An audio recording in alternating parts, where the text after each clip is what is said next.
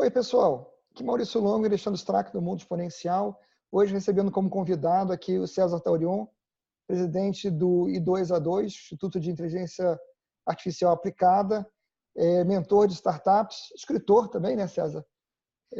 Com aí vários livros no cinto, para conversar um pouco sobre a evolução da inteligência artificial, os impactos que essa evolução deve trazer para a gente no mercado e nas nossas vidas, e sobre aquilo que as pessoas estão deixando de perceber, né, César? Perfeito. Legal, Maurício, Alexandre, estávamos trocando ideias aqui sobre um tema extremamente instigante e que tem muito impacto em todos nós, nas profissões, na sociedade como um todo. Se você ainda não assinou o canal, clique aqui embaixo para assinar e marque o sininho para ser notificado quando saem novos vídeos. Se você está escutando o podcast e ainda não fez a sua assinatura, procure na sua plataforma de preferência para que você seja avisado quando forem lançados novos episódios. Se você gostar do que você vir e ouvir aqui, deixe o seu like, porque o feedback é interessante para nós. Mas a despeito desse impacto, né, César, que a gente sabe que está para vir, parece que tem ainda uma quantidade muito grande de pessoas que consideram que essas coisas que a gente entende que vão acontecer em breve, que estão acontecendo já em alguns lugares, seriam uma coisa de um futuro distante, praticamente ficção científica, como se não tivessem vivido aí a revolução trazida pelos telefones aqui, que hoje deixam no chinelo tudo aquilo que a gente via em filme de ficção científica há 15, 20 anos atrás. É verdade. Nós estamos em 2019, setembro de 2019, e nós vemos com surpresa como aqui no Brasil o tema ainda está tão atrasado, tão fora de contexto. E eu falo fora de contexto no âmbito de esferas de governo, se a gente olhar governo federal e grande parte dos governos estaduais, pelo menos eu não tenho ouvido falar nada, e se tiver alguma coisa, ações pontuais. Quando você ouve a academia praticamente ignorando, agora que se começou um primeiro curso de graduação, antes era só em termos de mestrado e doutorado, e isoladamente, e muitas vezes são artigos, são trabalhos desconectados do mundo real, e grande parte do empresariado, uma grande parte mesmo do empresariado, eu falo, os donos de empresas e os líderes das organizações, CEOs, ainda achando que isso é uma coisa distante, que a minha empresa não está preparada para isso, não é o momento, e outras desculpas. Na verdade, nós estamos muito atrasados. E o grande desafio é que, ao contrário do que nós estávamos acostumados, na sociedade industrial, as coisas aconteciam de forma linear, gradualmente, agora é muito rápido, exponencial. Então, se nós dermos um passo, o mundo está dando 2. Quando nós dermos 2, eles estão dando 4. Então, a distância aumenta cada vez. E nós estamos ainda tentando discutir quem carrega a mala enquanto o trem-bala já está saindo da estação. Então, não dá. Eu acho que temos, sim, que estar alertas e com um senso de urgência para fazer as coisas acontecerem. Então, aqui esse bate-papo deve servir, eu espero, como um chamado à ação. Gente, o que nós estamos esperando? Vamos embora, vamos correr atrás. Eu acho também que como você falou, há um despreparo tão grande dos líderes, no sentido de acreditar que essa é mais uma daquelas tecnologias onde eu tenho tempo, porque ela não está madura, então eu posso esperar isso amadurecer, eu tenho tempo para me adaptar, e aí quando o mundo todo estiver se movimentando, eu vou me movimentar. Ou seja, aquela história dos early adopters e laggards, ou seja, eu posso ser laggard porque eu vou me dar bem assim mesmo, porque eu não corro muito risco. E o que é mais interessante é você ver que as empresas vão sendo destruídas cada vez mais rapidamente pelas novidades, né, pelas inovações que vão chegando, e a inteligência artificial está impulsionando absolutamente tudo que a gente vê, ou seja, não tem quase nada de nova tecnologia que não tenha, de alguma forma, a inteligência artificial embarcada nela, e as empresas estão esperando para ainda, ou seja, ver qual é o próximo passo, né? Não cuidam nem sequer dos dados, quiçá trabalhar os dados para obter resultados. É verdade, esse é um ponto importante. não dá mais tempo. Se você está atrasado, não dá tempo de correr atrás. É melhor pensar em mudar de negócio, fazer outra coisa. Não é alarmismo, não é catastrofismo, mas que as coisas estão acontecendo de forma muito rápida. O Maurício mostrou logo no início do bate-papo o smartphone. Ele surgiu, né? O iPhone surgiu em 2007, 12 anos. E de lá para cá já transformou a nossa sociedade. A gente observa aí que o nosso dia a dia é feito em cima de coisas que talvez há poucos anos atrás a gente nem imaginava. Os hábitos mudaram. Nós adquirimos, com essas funcionalidades de novos sistemas, comodidades que não queremos mais voltar atrás. Então, você não consegue mais imaginar estar na chuva tentando pegar um táxi, como era comum alguns anos atrás. Pô, que saco, está chovendo, pô, vou pegar um táxi, vou sair mais cedo, depois vai ficar difícil pegar táxi. Não, você nem fala mais, vou pegar um táxi, vou pegar um Uber. Pô, está chovendo, eu pego uma comida através do iFood, nós conversamos através do WhatsApp, vou fazer uma transferência financeira usando a conta no banco e vou fazer um check-in numa empresa aérea, e fiz agora, alguns minutos atrás, que eu vou a São Paulo essa semana.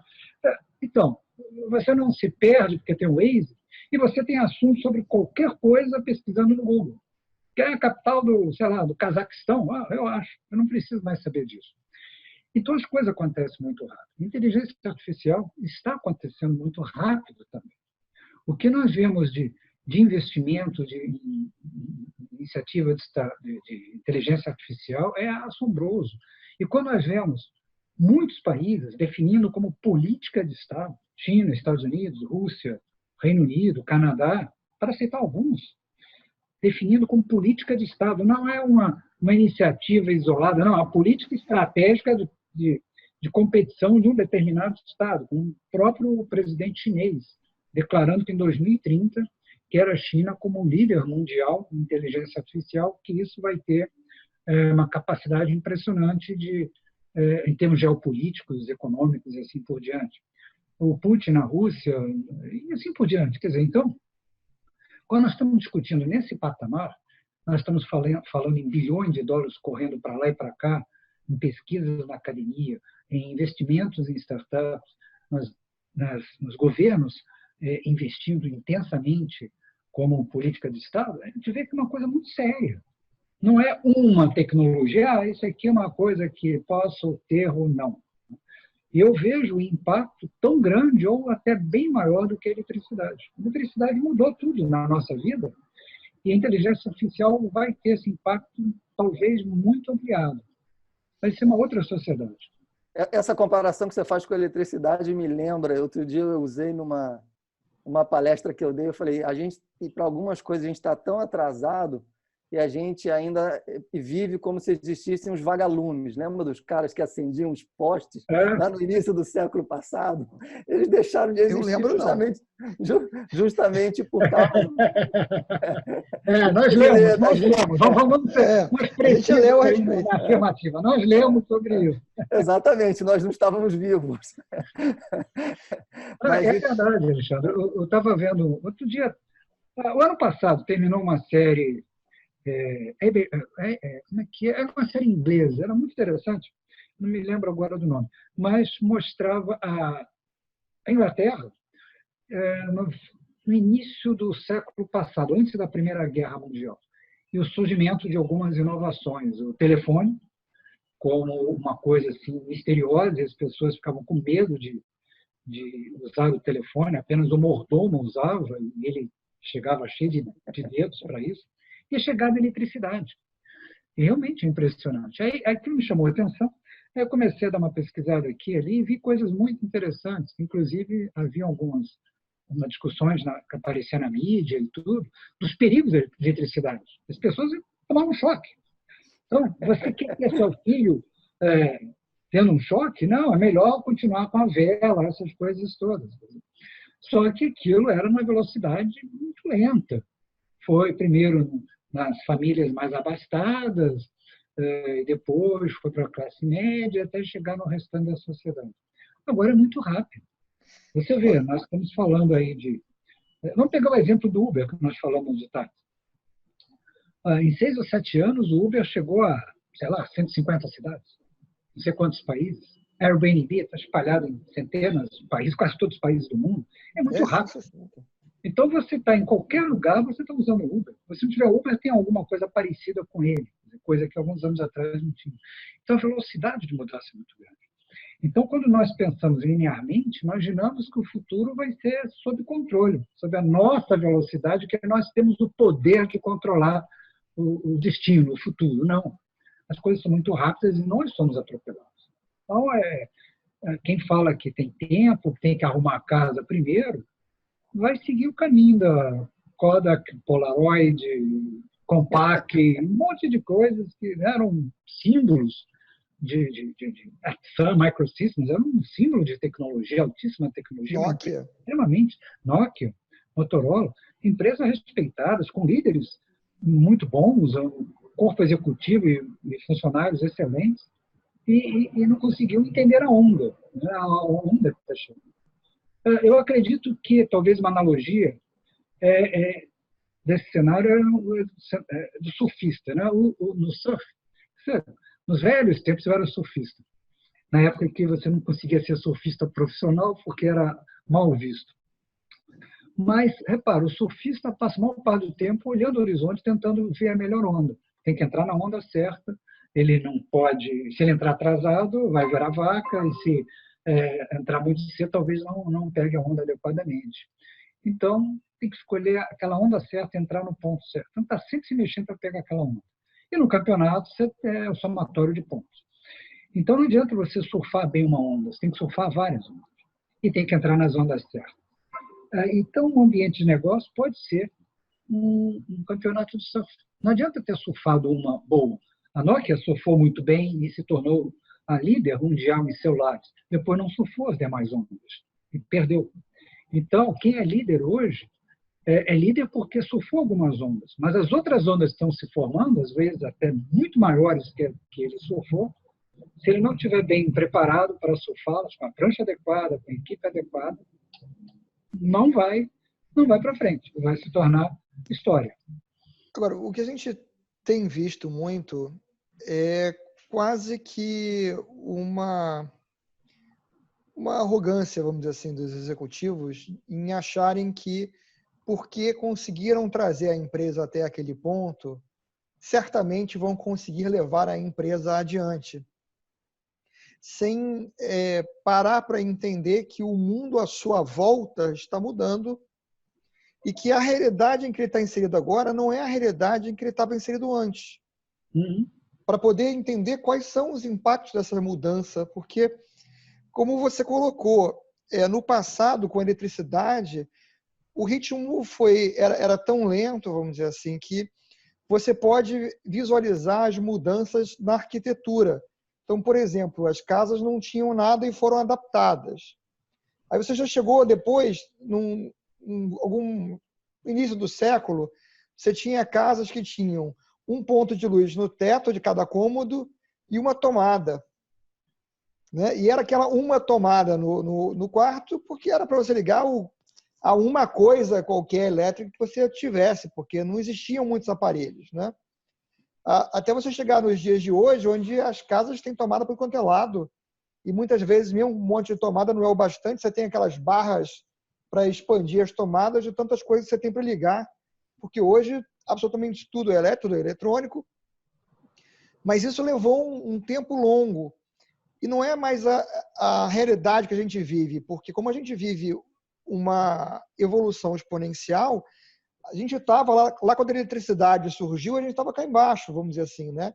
E hoje a gente está já embicando para cima. Então, as mudanças são muito mais rápidas e perceptivelmente mais rápidas. Uma área onde que a gente acompanha, né, e que essa mudança tem sido, para quem acompanha, muito impressionante, é na área da indústria espacial. Essa semana deve ter a apresentação nova do Elon Musk sobre a nova versão da nave espacial da SpaceX, a Starship. E a construção vem acontecendo a céu aberto. A gente consegue acompanhar a construção da nave, que no início do ano não tinha nada, agora ela já está praticamente toda montada e até o final de semana vai estar montada, com uma previsão de talvez ainda fazer um voo de teste esse ano. De uma coisa que todo mundo ria 3 anos atrás, quando o cara falava de ir para Marte, colonizar Marte, e ele agora está construindo nave em 2 cidades diferentes, para ver qual que consegue o melhor resultado, né? Pois é, não tem mais ficção científica, é tudo antecipação científica. As coisas vão acontecer, é questão de tempo. E o tempo está cada vez mais curto, né? Você falou em indústria aeroespacial e falou na SpaceX, e a rede de satélites de baixa ordem que ele vai colocar, e já começou a fazer isso, vai provocar uma mudança significativa no setor de telecomunicações. Porque a Vivo compete com a Claro, com não sei quem, agora tem SpaceX, tem a OneWay, com rede de satélites, com uma velocidade muito boa, com um delay pequeno. E você vê aí, juntando algumas outras tecnologias que pareciam ficção científica, você pega diversas empresas já fabricando drones com energia solar, que ficam dias voando. Então, uma das ideias é por que serem concorrentes e não serem complementares. Então, a rede de satélites se comunica com os drones, se comunica com a Terra. Então, você elimina o delay que entre o satélite e a Terra. Então, tem uma série de tecnologias que parecem ficção científica, mas quando você olha, opa, já está acontecendo, olha lá, tem um negócio aqui acontecendo. Então, é muito rápido. E isso faz com que o executivo ele tenha que estar preparado. Mas o grande problema que eu vejo é que a formação do executivo foi no mundo analógico, em grande parte. A estrutura que ele tem foi montada no mundo analógico. Você pega um modelo organizacional das empresas, esse modelo que nós temos foi criado no princípio do século passado. Aquele modelo em hierarquia, aquele modelo muito restrito. Havia uma escassez de troca de informações, era muito lento, então você ia colocando uma linha de produção em massa, tinha que colocar supervisor para gerenciar a linha de produção, aí você tinha várias linhas de produção, tinha que ter vários supervisores, tinha que ter o supervisor dos supervisores, você foi montando a hierarquia. E a informação circulava lentamente. Hoje a informação circula em tempo real, então não precisa ter essa estrutura toda. O modelo matemático que define quando a empresa tem que ser considerada uma firma, né, com as atividades internas, foi definida por um economista, Ronald Coase, em 1937, prêmio Nobel, que dizia que a empresa cresce até o ponto onde o custo de fazer uma transação interna começa a ser maior que externo, então ele passa a terceirizar isso. Na década de 30 do século passado. Claro que ele se baseou nas estruturas organizacionais daquela época, e com um telefone fixo, com um telefone numa sala só e assim por diante. Papel de informação era via jornal, era tudo datilografado, não tinha computadores, não tinha nem televisão. Então, era esse o modelo de organização que acabou se consolidando e até hoje a gente desenha aquela hierarquia numa organização. Mudou muito, mudou muito. Então, temos que repensar muita coisa. Exemplo, por que nós fazemos planejamento anual? Por que não pode ser trimestral? É anual por quê? Porque talvez eu tivesse uma dificuldade de acessar a informação. Tinha que consolidar as informações mês a mês, fazer o fechamento, que geralmente era 1 ou 2 semanas depois do mês. Agora, com as informações circulando em tempo real, a minha saúde eu vejo com batimento cardíaco, tudo no wearable. Então, as empresas têm informação para controlar. Por que eu tenho que fechar dias depois, semanas depois e fazer o fechamento anual? Não tem mais sentido. Então, esses modelos mentais que aprisionam, na verdade, as empresas estão aprisionadas pelos seus modelos mentais, os executivos têm uma prisão mental que a organização que ele tem hoje é a mesma de 10 anos atrás e vai continuar assim nos próximos 10 anos. Não é verdade. Simplesmente não é verdade. Não vai ser isso. Eu concordo com você. Essa questão do modelo mental é de longe, eu acho, a principal prisão e o motivo pelo qual, digamos, as evoluções não acontecem.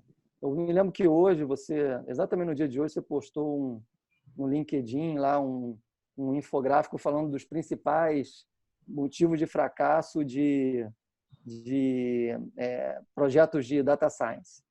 E eu tive uma experiência com um projeto de data science bastante interessante, eu já contei ela aqui em alguns vídeos, mas vou contar novamente, aonde essa questão do modelo mental ele surge muito claramente, porque a gente fez um projeto onde a gente pegava uma grande quantidade de dados que a gente já tinha na empresa, analisava determinadas circunstâncias e a gente previa uma crise. A crise do setor automobilístico, a gente previu com um modelo de data science com 8 meses de antecipação. E aí, claro que quando a gente viu aquele fenômeno, aquilo chamou atenção e eu falei, cara, eu vou discutir com os outros executivos que é muito evidente. E quando eu levei para os outros executivos para a discussão, a primeira reação é: que certeza que a gente tem, ou qual a garantia que a gente tem que esse modelo é melhor do que a nossa percepção? Eu falei, eu não tenho como te garantir que, obviamente, isso vai acontecer. Agora, isso aqui é fruto de um modelo matemático, então a gente consegue explicar.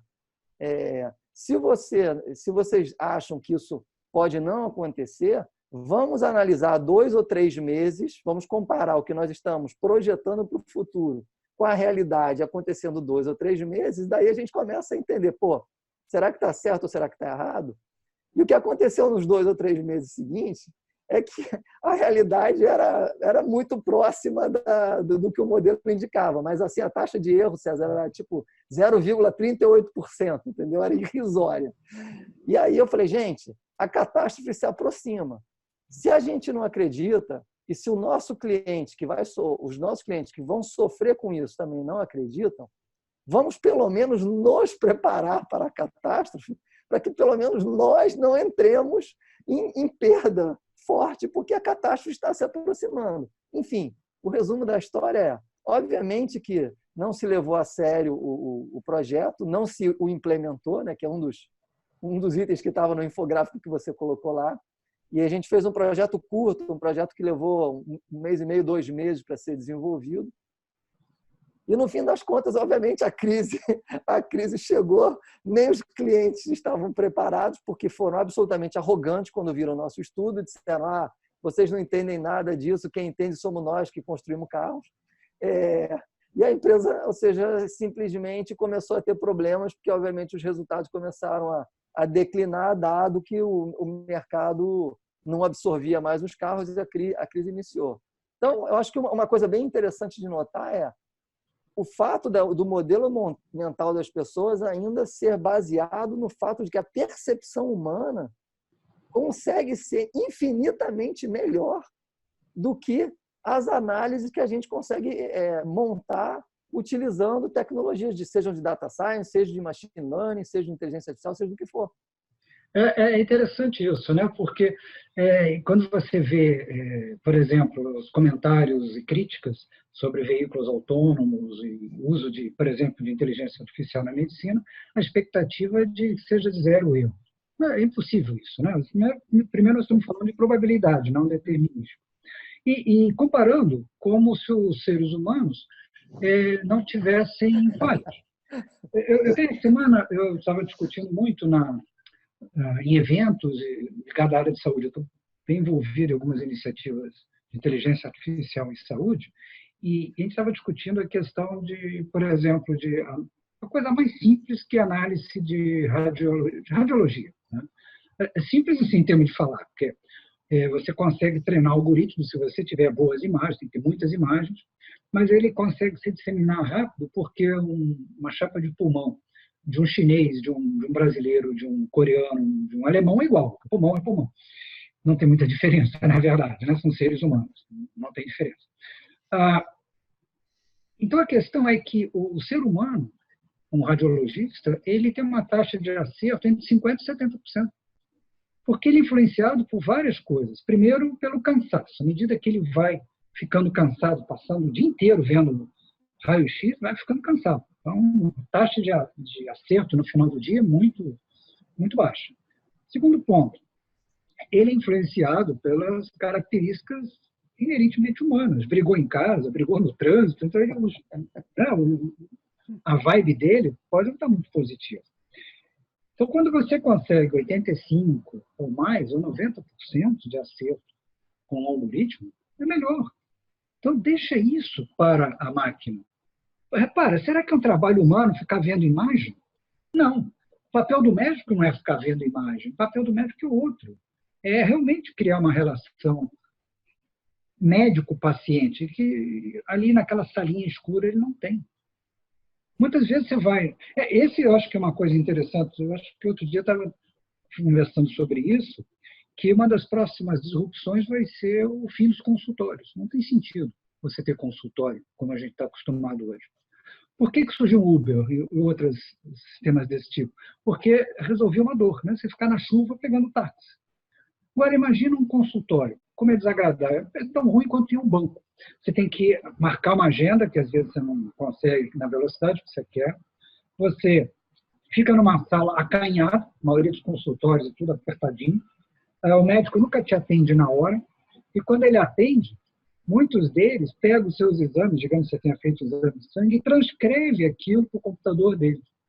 Aí depois passa algum exame e fala um pouquinho. Então, fica meia hora com você, você esperou quase uma hora na sala de espera, ficou mais um tempo para chegar lá, quer dizer, um time slice de 3 horas, ele ficou com você 30 minutos, os 30 minutos, 15 realmente com você, o restante fazendo receitas e tudo. Não tem relação humana aí, tem um escrivão que está com papel de médico. Ora, a tecnologia hoje permite, desde acompanhar o que você tem em tempo real, batimento cardíaco e assim por diante, eu consigo fazer exame de sangue, né, como a gente faz, de glicose, fazer análise, fazer exame tipo exame Doppler, eu posso fazer com o celular, eu consigo fazer exame de urina, eu consigo até equipamentos de oftalmologia, você tem um kitzinho que você leva para onde a pessoa está, você não precisa ter um escritório de oftalmologia. Então, você pode ter um médico on demand, você vai, o médico pode ir a qualquer lugar, beleza, mas de repente você quer um lugar mais tranquilo, com uma conversa, por que não um coworking, onde pode ter um pedaço ali que faz algum tipo de exame mais sofisticado, que não dá ainda para fazer com o smartphone, algum outro sensor, mas que você tem uma conversa com o médico, numa boa. Então, porque tem consultórios, cada um paga um consultório, vai com um ambiente tipo o WeWork da vida, o coworking. Então, eu vejo que o consultório vai acabar ou vai ficar assim muito limitado. Eu acho que o consultório, nos próximos anos, no horizonte de até 10 anos aqui no Brasil, vai ficar como balcão de check-in de empresa aérea. Ainda tem algumas pessoas que vão fazer o check-in lá no balcão. Você olha assim, tem gente lá. E é engraçado que você costuma não fazer. Uma vez, no ano passado, eu fui para Ribeirão Preto e o voo era da Passarito. Eu nunca tinha voado na Passarito. Então, tinha lá um bichezinho. Mas quando foi comprada a passagem, a ida foi um code share com a Gol e a volta pela TAM. Então, quando eu fui fazer o check-in, fui no site da Gol, aí disse, não pode porque é da Passarito. Bom, tá bom, então eu fui no site da Passarito e disse, não pode porque você comprou pela Gol. Pô, tem que ir no aeroporto. Aí fui no aeroporto, né? Um absurdo, esse tema deveriam se falar. Mas sabe que eu senti assim algo estranho? Chegar na atendente do balcão, o que eu falo? Eu falo boa noite, bom dia, cumprimento? Eu não sabia como fazer mais no balcão da companhia aérea, fazer um check-in. Tem que entregar o documento. Quer dizer, você se acostuma. Então, é isso que está acontecendo. Então, não adianta fechar os olhos, o executivo fechar os olhos, não, isso aqui não está acontecendo, isso acontece com o meu filho, não acontece comigo, não acontece com a minha empresa. Vai acontecer com todo mundo, já está acontecendo. E é engraçado, né, como não é raro você encontrar executivos que falam para outras pessoas como os negócios delas vão ser influenciados, vão ser afetados e que as suas empresas podem ajudar com aquilo. E que na hora de olhar para dentro de casa e se preparar para quando vão ser afetados, não fazem. Numa convicção vã de que estão preparados, vamos dizer assim, né? Ou de que não vão ser afetados, né? Que eu não sei o que é pior, ele achar que não vai ser afetado ou que ele já está preparado. Afinal de contas. Depois que a empresa falha, não adianta descobrir, aí é autópsia. Qual foi a razão? Mas, no fundo, é isso. Vai se fazer autópsia de muitas empresas. E não vai ser uma empresa, é o setor. Você comentou, né, o Alexandre falou da indústria automotiva. A indústria automotiva vai mudar completamente. Vai sair de fabricante de veículo para empresa de mobilidade. E isso a indústria automotiva não sabe. Ela sempre se preocupou em fazer um veículo eficiente. Toda a logística foi nisso, todo o aprendizado foi ter uma linha de produção extremamente eficiente. Agora, eles nunca aprenderam após a venda. Como é que as pessoas dirigem? E é isso que vai influenciar a eficácia de um veículo autônomo, o aprendizado em dirigir. As empresas de carro. Então, o que acontece é que hoje os principais nomes na indústria automotiva são as empresas de tecnologia. Então, as empresas automotivas estão se ligando às empresas de tecnologia para poder entender o que é o veículo dos próximos anos. É um conjunto de computadores com rodas. Eles fazem a carcaça e todo o restante é inteligência de empresas de tecnologia. Então, quem tem o controle? É a empresa de tecnologia.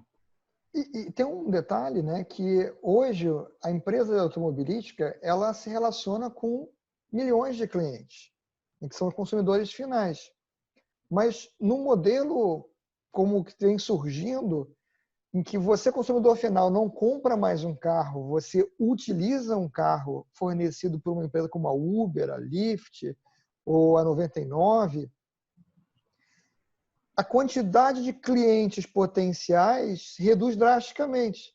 Sim. Né? Um Uber vira um consumidor, teoricamente, de milhões de carros.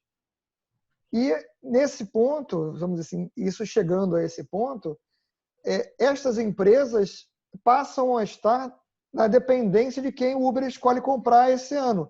Vou comprar carro da Toyota, ok. Então a Nissan, a Volkswagen ficam chupando o dedo, né? Porque não conseguiram, vamos dizer assim, ganhar aquele cliente, né?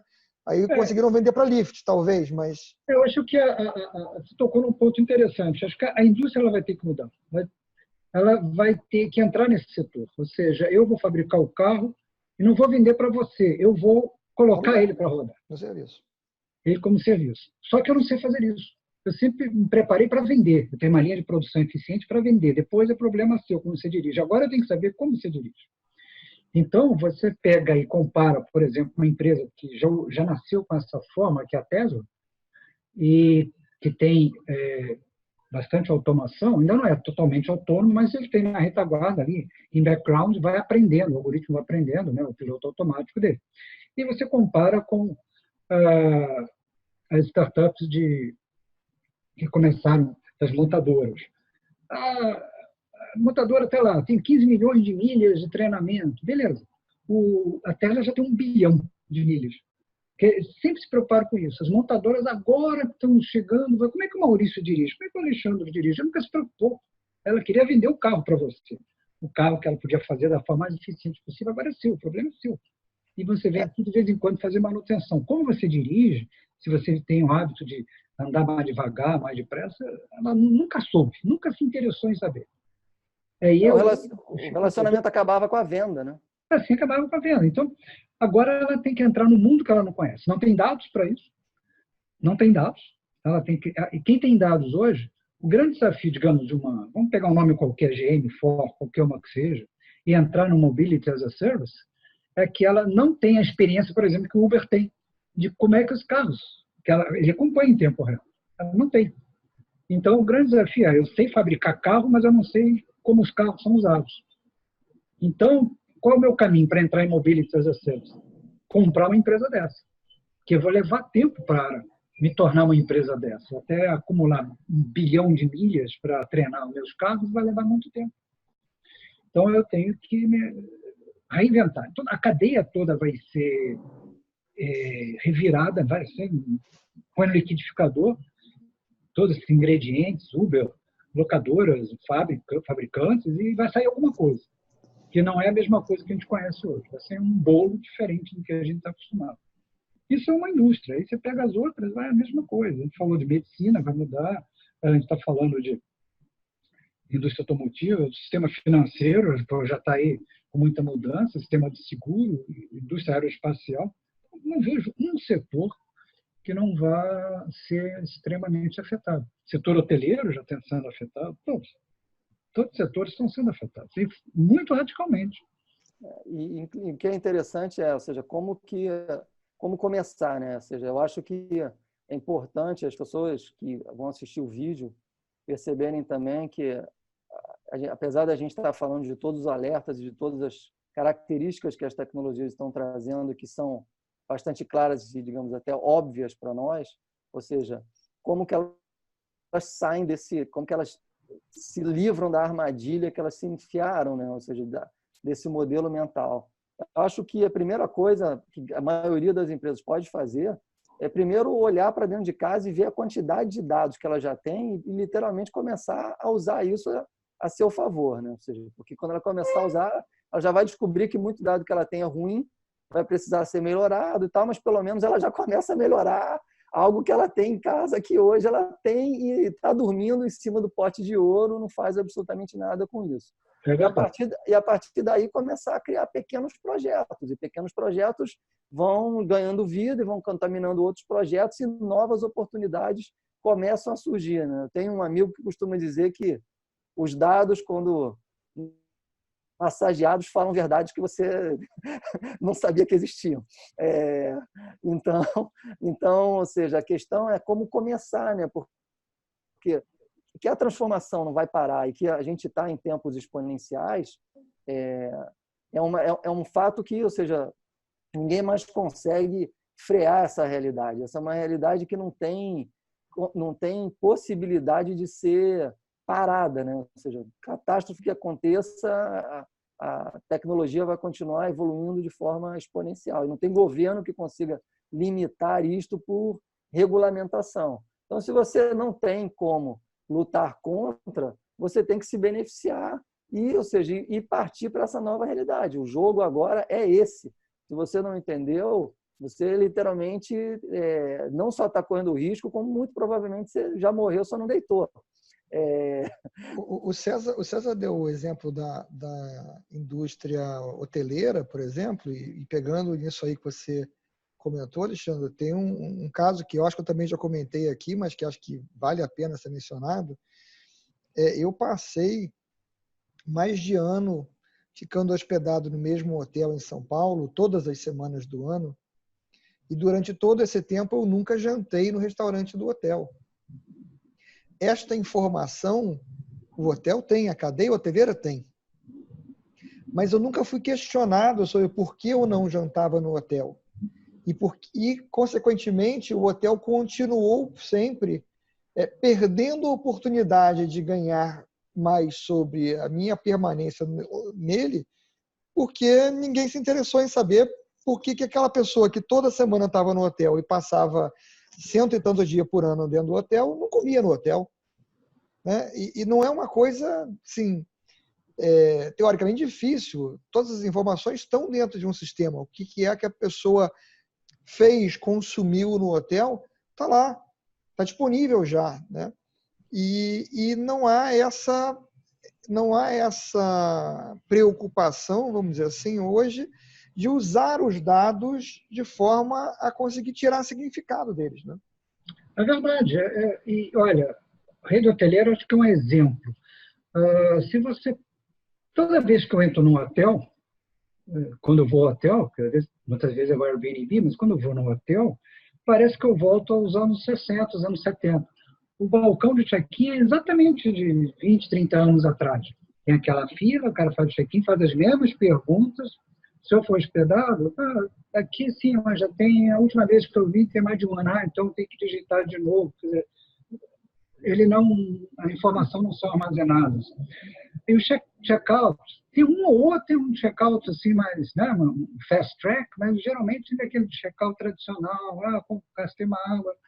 Poxa vida, eu faço tudo via meu smartphone. Por que eu não faço um check-in, check-out ali no hotel? Não é tão simples. Tem algumas coisas que estão começando, mas ainda muito atrasadas. Posso fazer um check-out, vou lá. Uma vez eu fiz nessa rede hoteleira, não me lembro qual era, você fazia o check-in antes, aí eu falei, beleza, vou entrar e tá tudo bem. Só que, como muita gente faz o check-in também pela web, ou pelo celular, como eu fiz, tinha fila.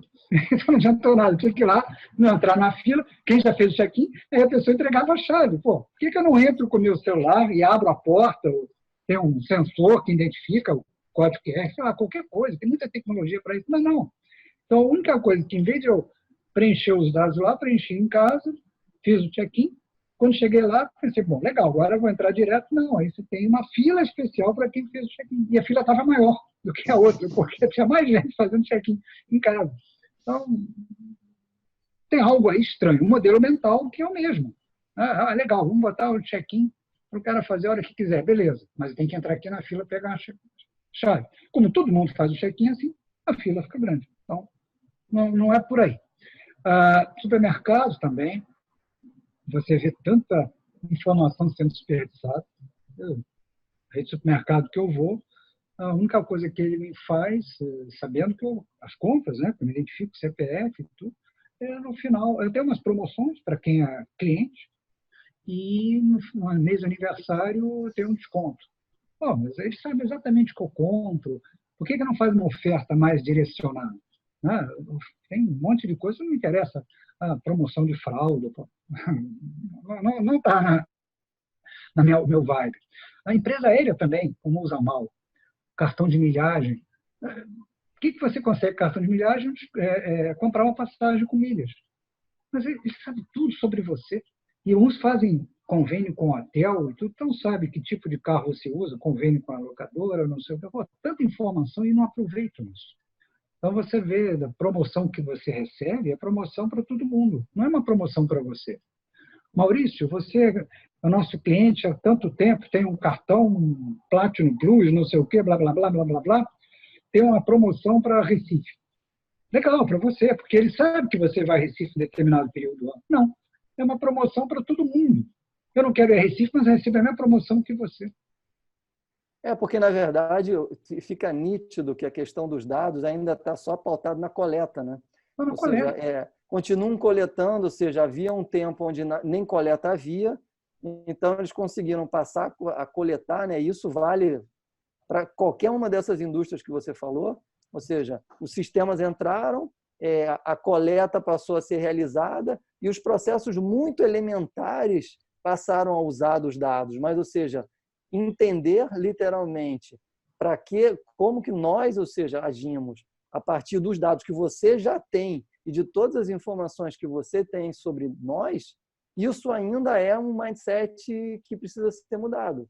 E essa mudança ela está ali no limiar entre você enxergar o novo mundo e você ficar preso no mundo parado, né? No mundo antigo. E isso faz com que você não consiga enxergar o seu concorrente. Se você pensar, semana passada ou semana retrasada, a Rappi entrou no negócio de aluguel de apartamentos. Você pode alugar apartamentos pelo Rappi. Ou seja, quem é uma imobiliária, quando que ela ia imaginar que a Rappi ia entrar nesse segmento de negócio? Mas por quê? Porque ela tem as condições, ela tem os dados, ela analisa os dados, ela descobriu que as pessoas estão dispostas, através daquele aplicativo, já encontrar uma forma de, por exemplo, alugar um apartamento. Pois é, o seu concorrente de repente, o seu parceiro de hoje, vai ser o competidor de amanhã. Então, você tem que estar muito antenado. Não dá. É aquela analogia que a gente falou no início, né? Não adianta você ser um surfista de uma onda só. Você tem que estar constantemente surfando, volta, espera outra onda, se posiciona, essa não, a outra pega, se posiciona, vai, surfa, de vez em quando vai virar vaca mesmo, faz parte do processo, mas tem que pegar outra. Agora, pegou uma onda boa, aí foi para a praia e dizer, agora eu sou campeão mundial, você vai ser campeão até o outro pegar duas ondas. Aí pegou outra onda, ponto, você perdeu tudo. É o que aconteceu com a maioria das empresas que desapareceram, perderam relevância. Empresas que eram empresas ícones no seu setor. Exatamente. O Alexandre tem uma frase que ele colocou uma vez numa conversa que a gente estava tendo, que ela é praticamente óbvia depois que você reflete sobre ela, que é que não vai haver transformação digital para todo mundo, né? E como consequência disso, a gente está enfrentando, como você mencionou mais cedo, um cenário onde a gente vai passar por uma grande extinção de empresas. ao longo dos próximos anos. Quanto mais a evolução da tecnologia acelera, mais empresas vão ficar pelo caminho que não estão entendendo o que está acontecendo. Eu acho que o mais importante hoje que a gente pode dar de mensagem para as pessoas é que é preciso que as pessoas estejam atentas e as pessoas se preparem para que no momento que aquela empresa onde ela está comece a afundar ali, naquele espírito de mas a gente sempre fez assim, que ela esteja qualificada para estar mudando para uma empresa que está fazendo diferente, que ela se prepare para isso e que, de preferência, ela passe para essa outra empresa antes da dela ir a pique, né? É verdade. Eu gostei muito dessa frase, realmente. Nós vamos ver aí uma nova geração de empresas sólidas, as que desapareceram eram empresas sólidas. Então, não adianta você dizer, não, a empresa tem mercado. Sim, mas o mercado pode desaparecer. A empresa tem reputação. Muitas desapareceram, tinham reputação, tinham dinheiro, tinham lideranças. Né? Então, as coisas mudam. E isso é importante. Acho que a questão toda é realmente o modelo mental. Eu entender que as coisas estão acontecendo de forma muito rápida e o que vem pela frente eu tenho que construir. Eu não posso esperar. Né? Não, o futuro vai ser digital, não sei o quê. Beleza, vou continuar fazendo meu dia a dia e um belo dia esse futuro digital vai chegar e eu vou estar nele, automaticamente. Né? Plim! Oba! Se fosse uma consequência, né? Uma consequência, todos chegarão lá, então eu não preciso ser o primeiro, eu posso ser o último que eu vou chegar. Naturalmente, é como eu vou morrer todos, eu vou morrer também. Ele vai acertar nessa, vai morrer, mas não vai se transformar. Quer dizer, os dinossauros deviam pensar nisso também, né? Um dia a gente vai chegar lá, né? Então, acho que... mas é uma pena, porque você vê, às vezes, grandes empresas que você olha assim, não aposto nessa empresa. Talvez o setor mude.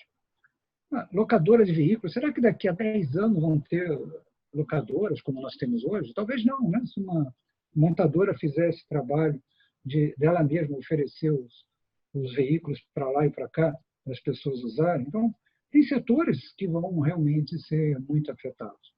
E você tem que estar antenado para isso e fazer a mudança antes que a mudança aconteça. E como você falou, a transformação não é para todos. Realmente, se não é para todos, eu tenho que estar naquele bolo que vai mudar e deixar os outros. Né? Aquele negócio daquela piada do cara mais gordo, do cara mais magro diante do leão. Né? Quer dizer, então, tem que correr mais rápido que o mais lento. Só isso. É isso aí. Não, e o que é engraçado é que você tem algumas coisas que, por mais que se fale, né? Por exemplo, questão do veículo autônomo, né? Você tem aquele estudo da CB Insights que diz que a chegada dos veículos autônomos vai causar disrupção em 33 diferentes setores da economia. Né? E aí, ou seja, quando você fala isso para as pessoas, ela fala, mas não faz sentido. Eu falei, não, faz sentido. O que não está fazendo sentido é que você não consegue projetar o fato de que o veículo não é mais aquilo que você conhece, é algo que se movimenta absolutamente sozinho. Então, ele pode ser um quarto de hotel, ele pode ser a sua academia, ele pode ser várias outras, ou seja, ele vai acabar com muitas das viagens de avião, porque viagens mais curtas você vai fazer automaticamente, você vai dormindo, não tem o menor problema. Ou seja, só que essa visão da transformação, né, ela parece tão futurista que o cara fala isso não vai chegar daqui a 100 anos. Eu falo exatamente, só que daqui a 100 anos, em velocidade exponencial, são 6 anos e meio. É mais ou menos metade da próxima década. Exatamente. Nós estamos em 2019, em 20 anos atrás, nós estamos falando 99, 97, quer dizer, acho que foi a época do IPO da Amazon, né? Logo nessa época, o Google estava sendo lançado. Há 20 anos atrás, ninguém imaginava o mundo de hoje, como a gente tem. Sim. A Amazon, o valor que tem, não tinha o iPhone, não tinha nada que veio depois do iPhone, né? O Uber e outras coisas. Não tinha Google. Pois não tinha nada disso. Quer dizer, a gente não conseguia o Wikipedia, essas coisas, a gente não imaginava isso. Então, vamos pegar esses 20 anos e colocar em 2, 3 anos. É isso aí, quer dizer.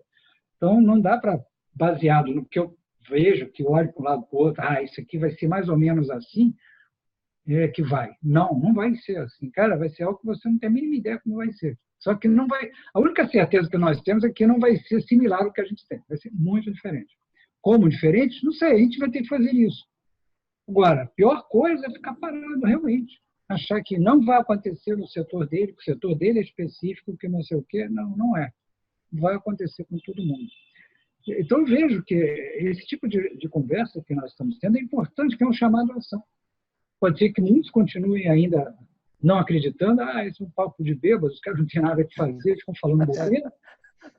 A gente faz muito isso. Guarda esse vídeo daqui a 5 anos. Põe de novo para dar uma olhadinha. Putz, grila, foi falado isso, eu não prestei atenção. E a gente não começou a falar agora, né, César? Você já está falando há muito tempo, eu estou falando há muito tempo, o Alexandre está falando há muito tempo, e as pessoas continuam alegremente, grande parte, ignorando. Mas vai chegar esse momento em que elas vão olhar para trás e vão desejar que tivessem prestado mais atenção. É isso aí. Bom, César, eu queria te agradecer por tirar o tempo para participar aqui com a gente. Foi um papo ótimo. A gente está chegando aqui mais ou menos em 1 hora de conversa. O tempo meio que voa quando a gente... Exponencial, né? Essa 1 hora pareceram 5 minutos. Pô. Mas é sempre assim, cara. Quando a gente grava com um convidado, a gente tem a impressão de que o tempo desapareceu, assim, passamos aqui por uma falha daquela que a gente vê. A gente vê realmente os filmes de ficção científica, né? Que o tempo passa mais rápido, vamos dizer assim. Uhum. É sempre muito legal. Obrigado, César, por tirar o tempo para conversar com a gente aqui e compartilhar com as pessoas um pouco da sua visão e da sua experiência nessa área. Obrigado, digo eu, compartilhar esse momento com vocês. Foi muito agradável. Foi um bate-papo assim, excelente. Valeu, obrigadão, César. Um abraço. Um abração para vocês. Até mais. Até logo.